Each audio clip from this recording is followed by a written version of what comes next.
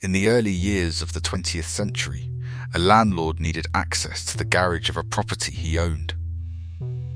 His tenant had just been called up to serve in the First World War, and with the lease now expired, the landlord wanted to assess the property and prepare it for whoever came next. What he found inside that garage, entirely by accident, would set in motion the uncovering of some of the most horrifying crimes ever documented. Viewer discretion is advised.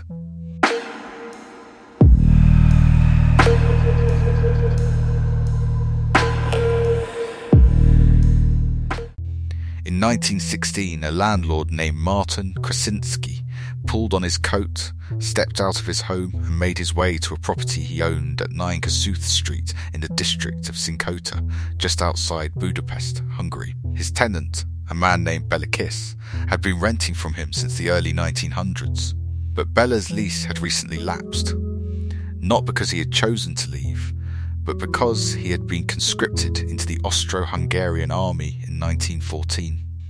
Swept up into the opening years of World War I, Martin had mixed feelings about the situation. By every account he had ever heard, Bela Kiss was an exceptional tenant, considerate, quiet, well-liked throughout the neighbourhood. Finding a replacement of that quality would not be easy. But an empty property was a cost, not an asset, and Martin had no practical choice but to move forward. When he arrived at the house, he ran into one of Bela's neighbours, an old acquaintance, and the two men decided to take a look around together. Their first stop was a storeroom attached to a workshop on the grounds, where Martin hoped to find tools or materials he could use for any repairs the property might need before new tenants moved in. What they found inside the storeroom was not tools. Stacked against one wall were a number of large metal drums, each roughly 3 feet tall and 2 feet wide, piled on top of one another in rows. The find was unexpected, but not immediately alarming. Bela was a skilled self-taught tinsmith who ran his own workshop, so having metal containers on the property was not, on its face, strange. What gave Martin pause was that the drums appeared to contain something, and whatever it was, it had nothing obvious to do with tinsmithing. Curious, and reasoning that with the lease expired the contents now fell under his ownership, Martin climbed up onto the lower row of drums and tried to work one of the lids free with his fingertips. The lid had been sealed shut, soldered in place with lead, tight enough that he could not open it by hand. Bela's neighbour passed him an axe. Martin began striking at the sealed edge. The moment the lid gave even slightly, the storeroom was overwhelmed by a powerful and deeply unpleasant smell. Bela's neighbour, who happened to be a physicist by profession, recognised the chemical component immediately. It was methanol, also known as wood alcohol, but beneath that sharp chemical odour was something else entirely, the unmistakable smell of decomposition. The two men looked at one another. Martin continued working at the lid until it came fully open. He looked inside. The drum was filled with methanol. Submerged within it was a cloth bag. He reached in and pulled it out. Inside the bag was the preserved body of a woman, along with a length of rope that left no doubt about how she had died. Neither man spoke. Martin set the bag down and moved to the next drum. He struck at the lid with the axe until it cracked open.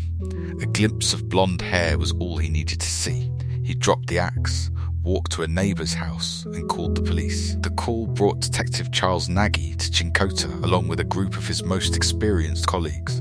When their vehicles pulled up outside the property, Martin was already outside waiting for them, visibly shaken. At the same moment, another figure emerged from the direction of the house, an older woman named Mrs. Jakobek, who had served as Bela's housekeeper from the time he first moved in during the early 1900s. Mrs. Jakobek was a peasant woman who lived nearby with her husband. By all descriptions, she was deeply devoted to Bela Kiss, who she said had always treated her with genuine kindness and respect. When she saw the police gathering outside the property, her response was not confusion, it was outrage. She came out shouting at them to leave. That was not going to happen. Charles cordoned off the storeroom and began a systematic examination of the drums with the other officers. As this was underway, One of the officers on scene pulled Charles aside to share something relevant. He had previously been called to this same address. Someone in the neighbourhood had reported the drums at some earlier point. When the officer had investigated, he had spoken directly to Baylor Kiss, who explained that he was stockpiling gasoline in anticipation of wartime shortages. It had seemed a reasonable enough explanation at the time. It was not gasoline. Working through the remaining drums, Charles and his team found 5 more bodies, each one either partially clothed or entirely without clothing, and each one found alongside a rope or wire. The search then expanded to the rest of the property. Behind the house, investigators began digging. What they uncovered confirmed the scale of what they were dealing with. More victims, each one preserved in bags filled with methanol, a substance known to significantly slow the process of decomposition, buried in the ground. When the full excavation of the property was complete, the total number of bodies recovered stood at 24. Some records from the period place the figure as high as 30, but the number most consistently cited across sources is 24. Charles had investigated serious crimes throughout his career. What he was looking at now was something different in kind. Whoever Baylor Kiss was, he was operating on a scale that placed him among the most prolific killers in documented history. What made it harder to process was what the neighbours kept telling him. Every person Charles spoke to described Baylor Kiss in terms that were difficult to reconcile with what had just been found on his property. He was charming, he was generous, he was warm. He was the kind of man people genuinely enjoyed spending time with. Charles had expected to hear about a reclusive and unsettling figure. What he heard instead made the situation significantly more disturbing. Baylor Kiss was born in 1877 in Austria-Hungary. The early years of his life are largely undocumented, but by around 1900 he had begun teaching himself the craft of tinsmithing, working with tin and light metals to fabricate and repair everyday objects such as pitchers, stovepipes, and small household implements. By the time he settled in Sinkota, he had built a small but functional business doing this work. He had no formal education, but those who met him rarely guessed it.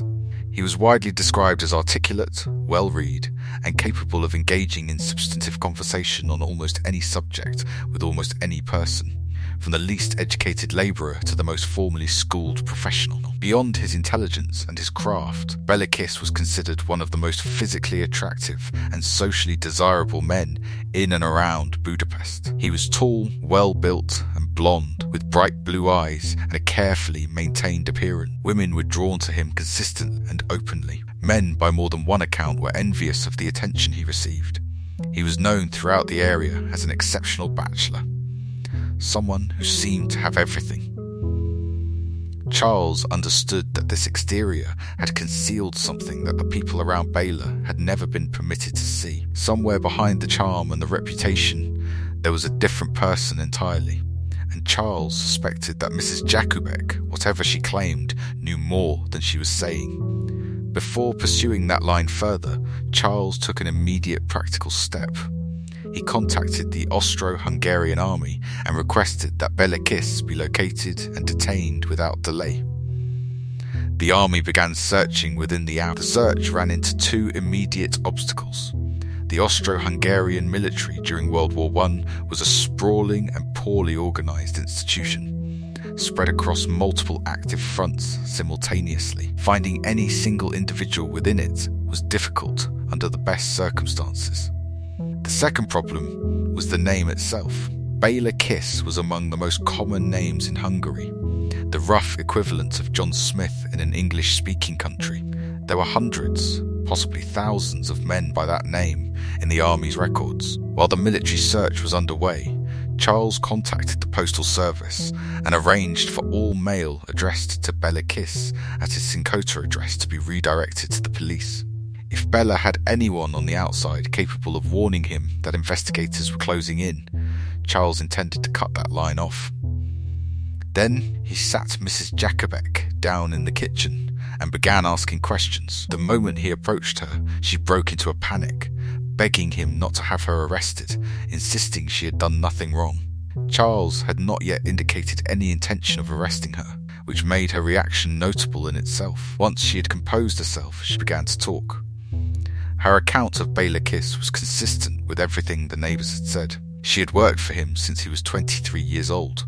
He had always been considerate and respectful toward her. She told Charles a story about a neighbour's dog that had broken its leg.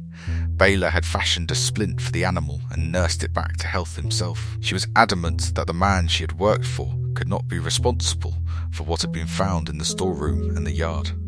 One detail she offered stood out to Charles. It was not unusual, she said, for Bela to bring different women to the house, many different women over the years. She was never introduced to any of them, and she had never asked about them. Charles noted this and moved on to the rest of the house. The search of the property turned up nothing of obvious significance until Charles encountered a door inside the house that was locked. He asked Mrs. Jakobek about it. She told him that this particular room was the one space on the entire property that Bela had explicitly forbidden her from entering or allowing anyone else to enter during his tenancy. She had always respected that instruction. Charles asked her to open it. She reached into her apron and produced a key which she said she had never once used. Charles took it, turned it in the lock, and pushed the door open. The walls of the room were lined floor to ceiling with bookshelves. Every shelf was packed tightly with books. At first glance, it looked like a private library, the collection of a serious and intellectually curious person. On closer examination, Charles found that the subject matter of the books followed a very specific pattern. The overwhelming majority dealt with poisons, their properties, their applications, their effects on the human body. Others covered methods of strangulation in technical detail. Beyond the bookshelves, the room contained almost nothing else. A desk, a single chair positioned in front of it. Charles searched the desk. Inside one of the drawers were 74 separate packets of correspondence. Each packet contained multiple letters and belonged to a different individual. As Charles worked through them, the picture that formed was methodical and deeply premeditated. Every letter in every packet had been written by a woman responding to a personal advertisement that Bela had placed in newspapers over an extended period. The earliest letters dated to 1903, meaning he had been running this operation for more than 13 years before the drums were ever discovered. The advertisements presented Bela as a man of means seeking marriage. They specifically sought out women of significant financial resources. Once correspondence was established, Bela worked to determine whether the woman had close family or friends nearby. In other words, whether her disappearance would be quickly noticed or reported. He was also, the documents made clear, systematically defrauding these women of large sums of money under the pretense of a future marriage. Also among the papers in the desk was Bela's will. The primary beneficiary named in the document was Mrs. Jakubek.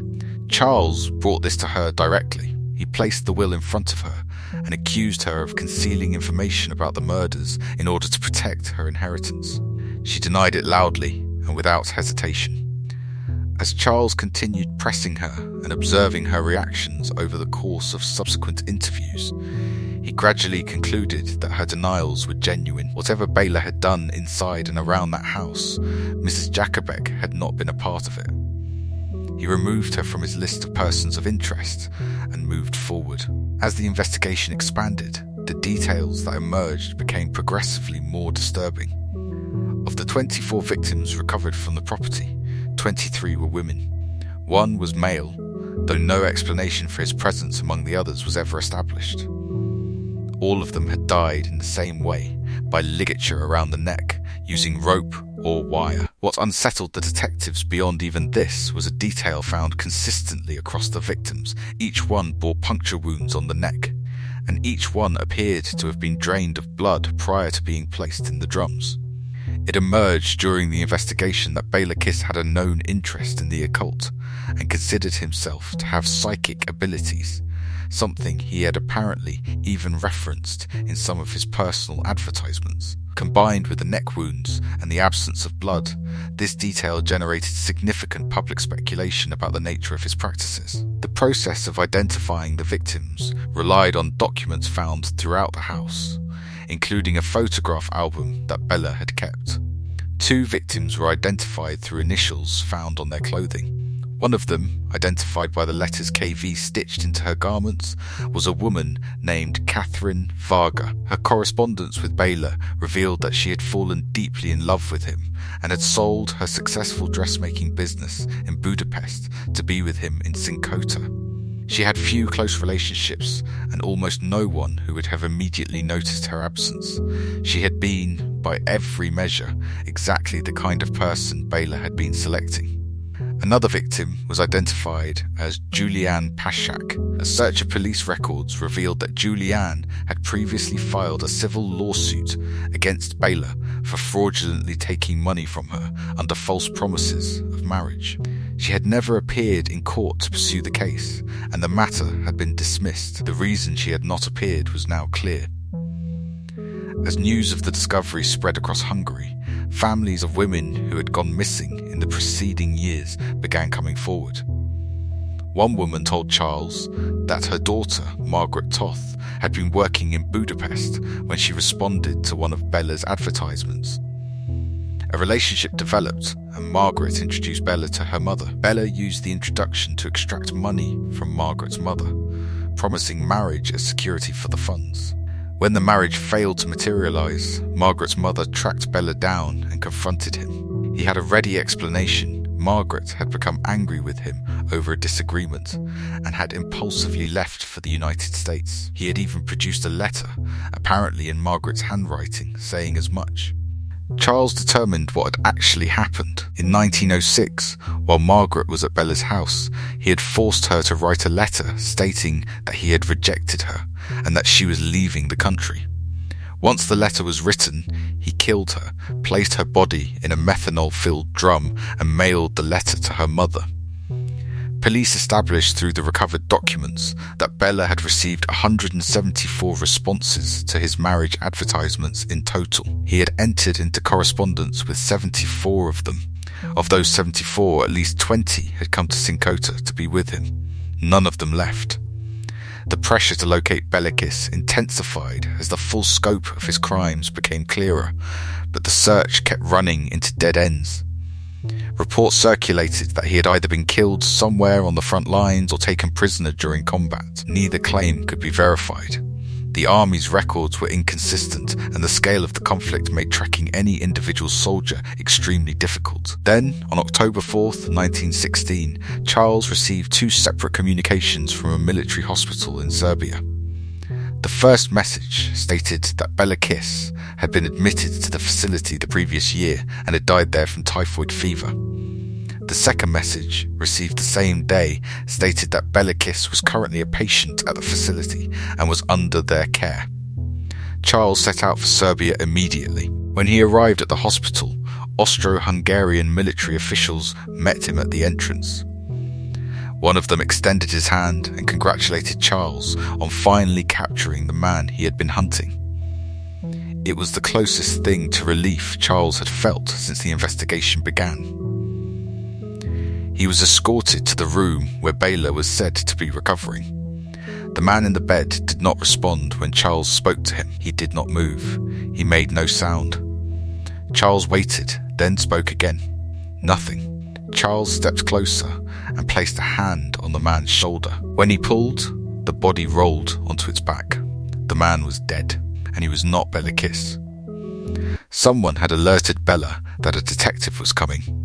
He had located a deceased patient, placed the body in his bed, and walked out of the hospital. By the time Charles arrived, he was already gone.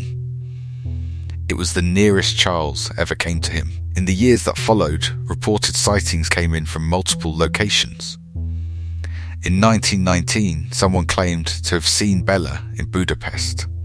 A year later, a report arrived from the French Foreign Legion about a soldier operating under the name Hoffman, an alias Bela had used in his newspaper advertisements. The soldier had reportedly made unprompted references to being skilled in the same method of killing Bela had used on his victims. When police asked for a physical description of the man, it matched Bela closely. Before investigators could follow up, the soldier deserted and disappeared. Among the more credible later sightings were 2 from New York City. A homicide detective named Henry Oswald, known within his department by the nickname Camera Eye, a reference to his exceptional ability to recall faces, reported spotting a man matching Bella's description emerging from a subway station in Times Square. Oswald was certain of what he had seen, but Times Square was crowded and the man disappeared into the street before Oswald could reach him. In 1936, a man matching Bella's physical description and background began working as a building janitor in New York City. He was renting an apartment in the city at the time.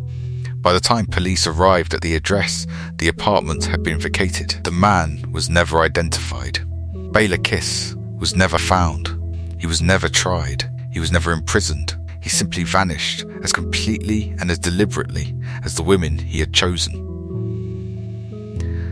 Today, Bela Kiss is remembered as the monster of Sincota. What became of him after he walked out of that Serbian hospital remains unknown. Whether he died quietly somewhere under an assumed name, or whether he continued operating in some form elsewhere in the world, has never been established. What is established is the scale of what he carried out across more than a decade, in plain sight, in a community where everyone who knew him spoke well of him, and the fact that he was never once confronted with any consequence for it. If you made it to the end of this one, thank you for watching Creepy Real Stories. If you have a story you think belongs on this channel, use the submission link in the description. Like and subscribe for more stories like this one. I will see you in the next one.